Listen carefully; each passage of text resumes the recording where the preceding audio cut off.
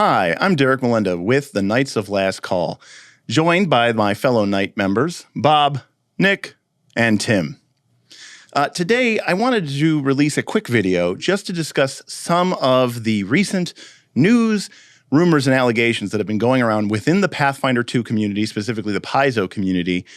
So today is Wednesday, September 15th, 2021, and a series of events have occurred over the last 24 hours, right on the eve of Gen Con, and I thought maybe, we spent the day reading Twitter, reading Reddit, reading the Paizo forums, just try to understand everything that's going on. And, I want to give a bit of an insight into what's going on, sort of maybe a quick summary so that you can make your own decisions. I do want to add that at this time, these are all alleged allegations. Nothing has been concretely proven. There's been no official word or response from Paizo.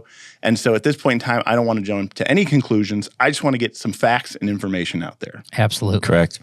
So I guess we'll start with kind of what is a known fact, a known quantity, which is that a member of the Paizo staff, a woman by the name of Sarah Marie, a community service manager, customer service manager. Customer service. Who very well liked by the community, was let go by Paizo. Now, it's my understanding that, there is a disagreement about what caused that firing. A lot of people maybe feel— Or if it was a firing. Yes. A lot of people feel it was unwarranted. I've also read, again, allegedly, that there was a lot of debate and concern about the work environment, about working from home and remotely, and a concern which is not unheard of in a lot of corporate environments, that there was a concerted effort by Paizo to get everyone back into the office. And I think there was some disagreement about that, and that may have been a part of the termination as well. And then following that, one of Sarah's employees, a man by the name of Diego Valdez, tendered his resignation, citing his support of Sarah, basically. His support of Sarah, and sort of in protest of Paizo. And that's kind of what we officially know. Correct. Right. And then Jessica Price went on a Twitter storm in the middle of the evening. Yeah, quite a storm is kind of putting it mildly, really. Yeah, and so Jessica Price is a former Paizo contributor. She was on a number of Pathfinder 1 books. She worked for, or did work on Starfinder. And so, this is someone who has Paizo credentials. Absolutely.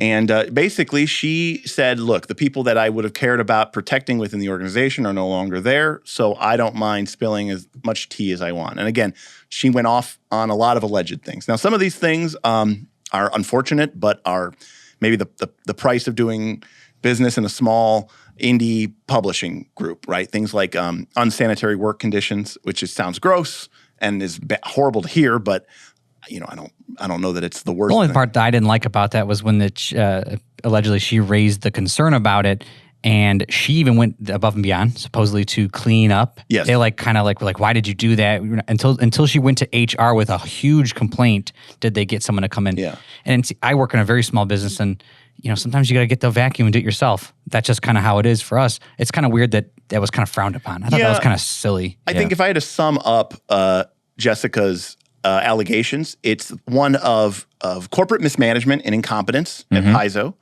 from the highest level of management to the owners, who she feels have been very negligent in their duties, both as responsible employers, but also just decent human beings. And again, these are the allegations. They include things like unsanitary, unsafe work conditions, very controlling behavior, frowning upon individuals taking sort of their own independence, and a lot of helicopter management. That sounds like a big. That sounds like big corporation. Yeah, but it sounded like they were very, very micromanaging everything. A lot of micromanaging, and then of course, unfortunately, some more serious allegations. Right, some of those things are things that I'm very sad to hear them, but if they're true, I don't know that makes me feel very super differently about the company, other than maybe it's not a place I would want to work. And I would also add that I think that's an unfortunate situation. In a lot of industries where passion is what drives you, not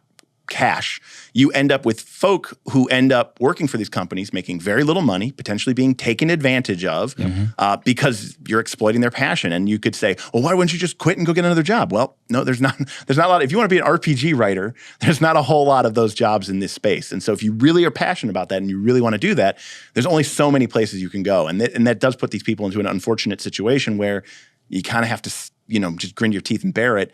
And it sucks if it's a bad environment. But and when you have that passion too, you start to make it seem like it's not that bad. It's okay.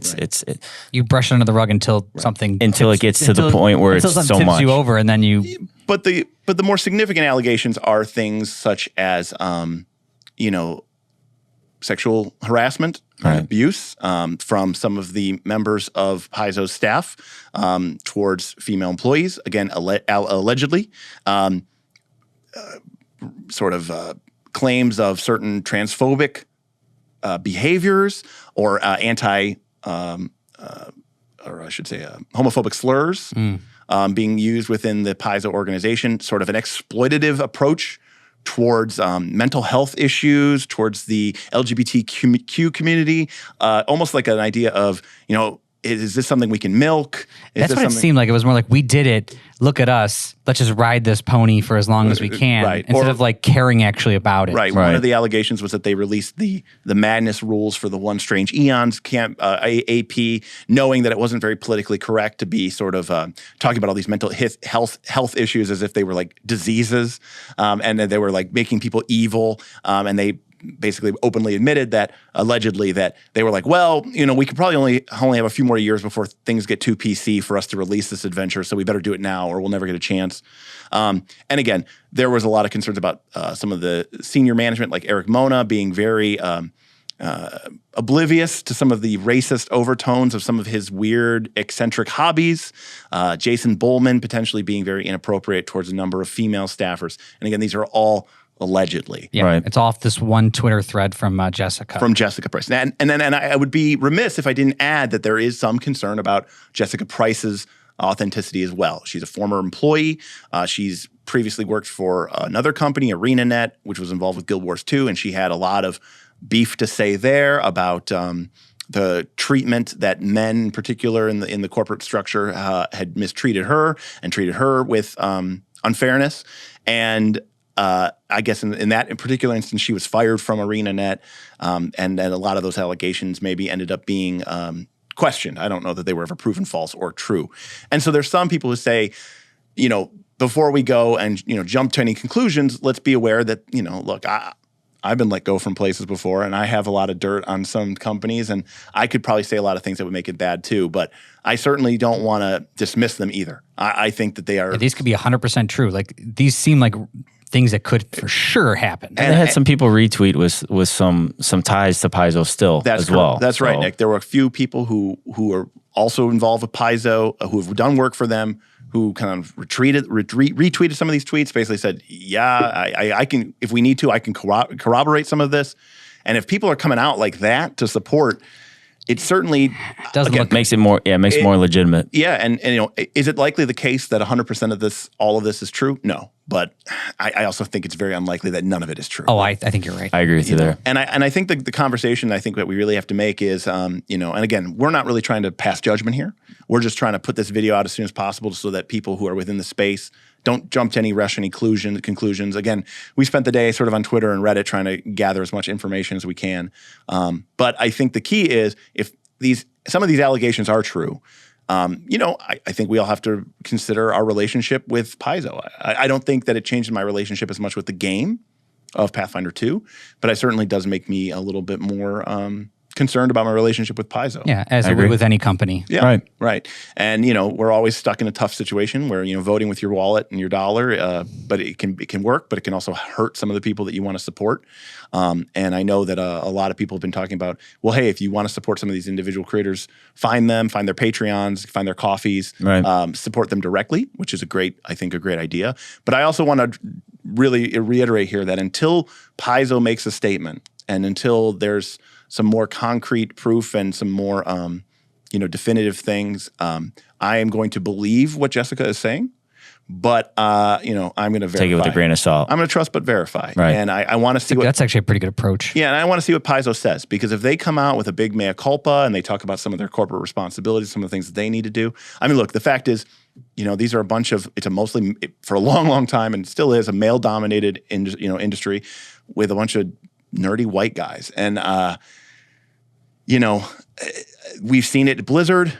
Yeah. We've seen it at other, gaming companies where these people just do not handle the success well, and they don't. They don't know how to handle when they're up in that little bit more of executive role. I think they don't know how to do social interactions well, or I don't know what it it is. The power trip. I don't know what it is either. I don't know what it's something different. I don't know. Either way. Yeah, it is a systemic problem, I think, within the gaming sphere and industry, and it's one of the reasons why I think diversity, both from a gender perspective, but also from a cultural perspective and an ethnic perspective, is so important. Absolutely. But it is a very entrenched thing, and it's something that I think is going to take a long time to dig out. And obviously, Paizo has released some incredible, diverse, products in the last couple of months. Even the Mwangi Expanse is incredible wealth of culture and diversity, and it's just such a breath of fresh air in this industry. And so for this to come out right before Gen Con, it's really thrown me for a loop. I mean, even Jessica did praise some of the stuff they did. That's why she even seemed confused in her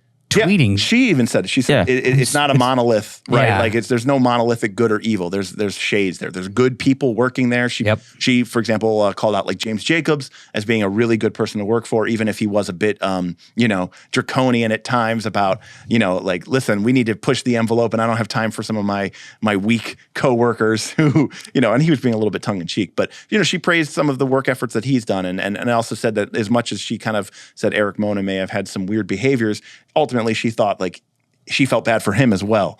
So it's a complicated situation, and it's very complicated. And it's just involved. It's just evolving this last day. So we're about to sit down for our usual gaming. Yep. And we just wanted to put a quick video together to sort of touch on some of the highlights, so you have some information in case you don't want to go out there and read Twitter. And I like to think that we're fairly unbiased in this respect. I don't know any of these people personally. I do not. I've met a couple of them at Gen Con, but other than that, they seem nice enough, right? But as they should if they're trying to sell you something. Well, that's the salesman pitch, right? Right. And that's what she was saying with some of those sexual harassment things was that at Gen Con, you could. They wanted you to let people just have fun, like don't let them be touchy-feely or grabby with you or something. But behind the door, it got a little different. I'll end with this, which is that strange. a lot of the things that some of they were talking about were not just restricted to Paizo. A lot of the abuse that some of these people have taken has been from the community itself, right? Well, that's true. Because these were community managers. And in particular, Jessica was talking about some of the mixed messages at PaizoCon about improper behavior, sexually inappropriate behavior, not just from Paizo people, but from Pathfinder players. Yeah, she from said it was people in the player continually base. abusive. Yeah, right. And I come from the Magic the Gathering universe, and I know there's a lot of problems there with male players feeling entitled to certain inappropriate behaviors. And I will say that I think we just all need to do better. Absolutely. It's so silly. Listen more than you talk, and try to understand where everyone's coming from. Do your own research, read the tweets, read the Reddit posts, find the references. Don't just jump to any conclusions. Not even this video, right? Correct. Right. Do everything on your own, and then come to your own conclusions. But ultimately, at the end of the day, you have to go with what your heart and mind think is right. So. And I'm sure we'll see more coming out of Paizo and more tweets, more information is going to come out over the next couple of days. So that'll probably evolve the story. But well, they're not going to Gen Con, so they have plenty of time to figure that out. So, all right, well. It sucks that we have to make this video, but I just wanted to put it out there. So we'll keep you informed, and we'll talk to you soon. It looks like Paizo just released their statement from Jeff Alvarez on their blog. So I will just kind of read this verbatim then. And this is the first, apparently, of maybe many comments. The recent departure of two longtime Paizo employees has generated a great deal of public discussion, including a series of accusations critical of the company's management that range back several years. While Paizo cannot discuss personal issues in public, we wish to strongly reaffirm the company's commitment to the ideals of inclusiveness and diversity in gaming, both within our company and the products we create.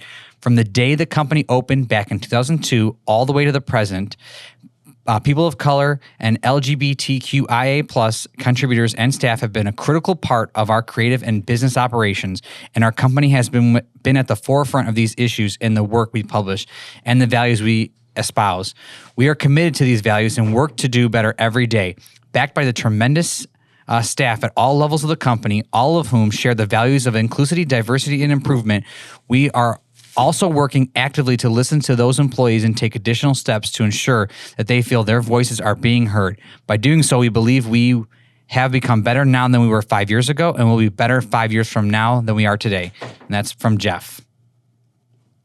So take it for what it's worth, and hopefully there'll be more coming.